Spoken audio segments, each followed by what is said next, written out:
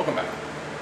So in the previous video, we said that an accounting system is an information and measurement system that seeks to identify, record, and communicate events and transactions in a manner that is relevant, reliable, and comparable for use by internal managers or internal personnel, such as managers in making informed business decisions, and external consumers of the information, such as creditors who are considering extending credit to your business, or banks that are considering lending you money, or potential capital investors who are thinking about investing in your company, or even regulatory auditors, those kind of consumers.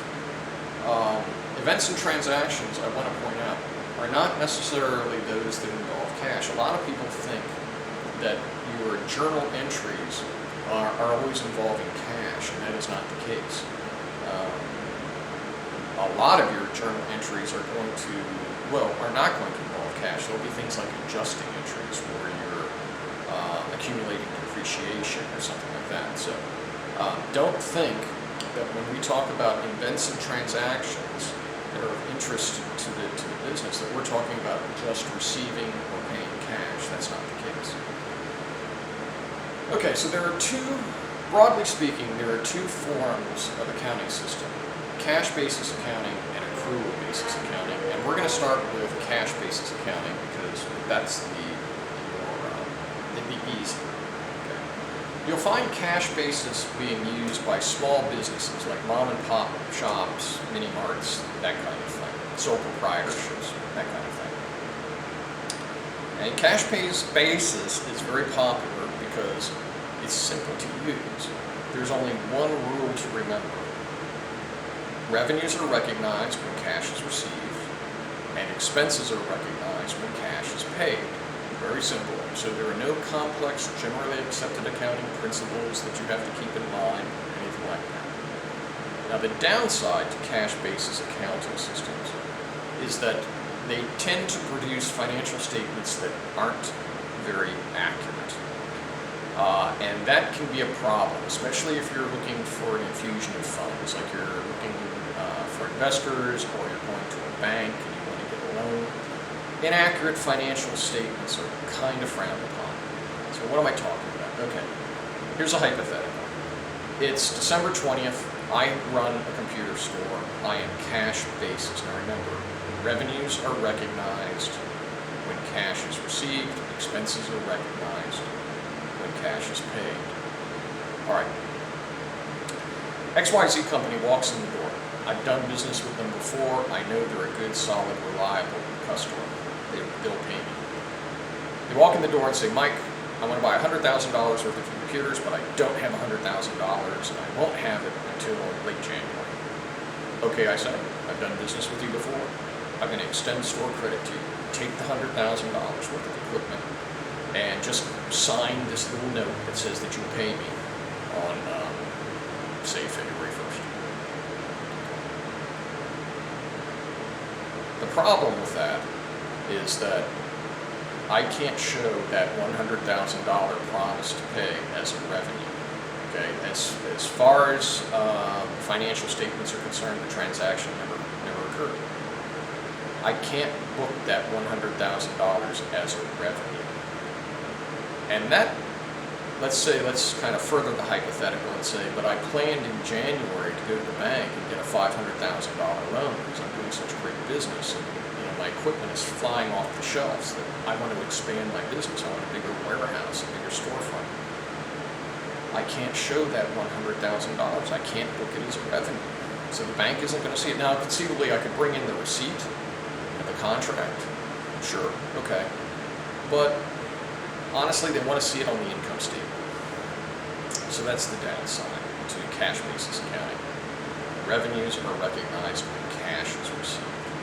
Now, the plus side is that expenses are not recognized. Well, expenses are recognized when cash is paid. So let's have another hypothetical. Let's say it's December 20th, and I am signing up for an insurance policy that's going to cover my warehouse for the upcoming year. Okay, starting January 1st through December 31st of the next year. Let's say it runs me $12,000. Okay. I do not sign it, and let's say the insurance company says, Mike, we know you, we've done business with you, you don't have to pay us till February 1st. Pay us the first installment until February 1st. That's great. So on December 20th of this year, I signed the contract. That expense that I've committed myself to does not show up in that accounting period. It won't show up until when I sign the check, okay, when I send them the check, which will be in February. So again, expenses are recognized when cash is paid. Now, I entered into that contract on December 20th, 2020, but I did not tender payment. I paid on February 1st, 2021. So the end result is that expense does not show up on 2020's financial statements. It does not show up on the income statement for 2020. That's great, okay? I got expenses that I've obligated myself to, but I don't have to recognize them. That's the great thing about cash basis. Not so great if you're the bank, because that expense didn't show up on the 2020 income statement, which is what they're reviewing in order to come to a determination to lend you money. Not so good for them, very good for you. So you can kind of see cash basis is a little bit misleading. Revenues that you should be able to claim, you can't. Expenses that you should recognize, you don't. Little misleading. So that brings us to accrual basis accounting. Okay. Now, accrual basis accounting, it relies heavily on the concept of receivables and payables, like accounts receivable, which is when someone owes you money, and accounts payable, which is when you owe somebody money. I don't think there are accounts receivable or accounts payable in cash basis, which I've never seen. I could be wrong on that. More importantly, accrual basis accounting is GAAP compliant. What's GAAP? Generally accepted accounting principles. They're the rules of the game. Okay, we'll talk more about GAAP in an upcoming video, succeeding video. But basically, GAAP is what makes sure everybody who's using accrual basis accounting as their accounting system are playing by the same rules. Okay. The end result is, because everybody's playing by the same set of rules, your financial statements are more accurate. So let's go back to that hypothetical situation. It's December 20th. I'm a computer store. I'm having my annual Christmas sale. This time I'm accrual basis, not cash, accrual. And under accrual basis, revenues are recognized when the earnings process is substantively complete. Expenses are recognized when incurred. Now, we'll talk about this further, but when we say the revenue earnings process is substantively complete, we're talking about 4 criteria being met. Persuasive evidence of an agreement between the parties, the goods having been transferred or the services rendered, the seller's costs are fixed or reasonably determinable, and there's reasonable probability of receiving payment. Okay, those are the 4 conditions that must be met for the revenue earnings process to be considered complete. Again, we'll go into that in later detail. I just want to put that out there now so we have jogging people's memories. So it's December 20th. Income's XYZ. I know them. I've done business with them before. They tell me I don't have the $100,000 to buy that all equipment. Can you extend me store credit? Yeah, absolutely, I said. So I debit an account called accounts receivable, XYZ, for $100,000, and I credit revenues for $100,000. Now, on the side, that's not the only entry I make. I've also got to account for that equipment at its cost. And so I have to debit an account called cost of goods sold for whatever that $100,000 in equipment actually cost me. So let's say it cost me $75,000. So I'm going to debit cost of goods sold for $75,000, and I'm going to credit merchandise inventory for $75,000. We'll go into this more detail.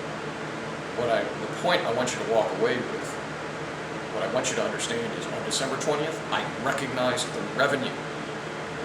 In the preceding hypothetical involving cash basis, I didn't. I didn't recognize the revenue until February 1st. But here, under this circumstance, using accrual basis, even though I did not receive a single dollar, all I got is a promise to pay, I recognized the revenue, the $100,000 in revenue, so it shows up on the financial statement. So when I go to the bank in the first week of January, they see the $100,000 revenue. Hey, that's great. Even though I have not received a single penny in cash as payment. And what's the downside to that? I've got to pay taxes on it. I recognize the revenue in 2020. Even though I'm not going to get paid until February 1st, 2021, I received the revenue I recognized the revenue in 2020. I got to pay taxes on it. Okay, it's going to show up on my income tax return for 2020. Kind of a downer. Now, accrual basis accounting, or in accrual basis accounting, expenses are recognized when incurred. So here's another kind of a downside to accrual basis accounting from the business owner's perspective. That hypothetical where I went out and I committed to the insurance on December 20th, I've got to recognize that as an expense. So remember, expenses are recognized when incurred. I'm not going to write the check, the $12,000 check, until February 1st. I've got to recognize the expense then. Actually, it's supposed to be recognized in the period in which you receive the benefits. So that's not actually the best example. But what I'm getting at is, if you incur an expense, even though you haven't paid it, even though you haven't expensed it, expenses are recognized when incurred. Remember that. Under accrual basis accounting, expenses are recognized when incurred.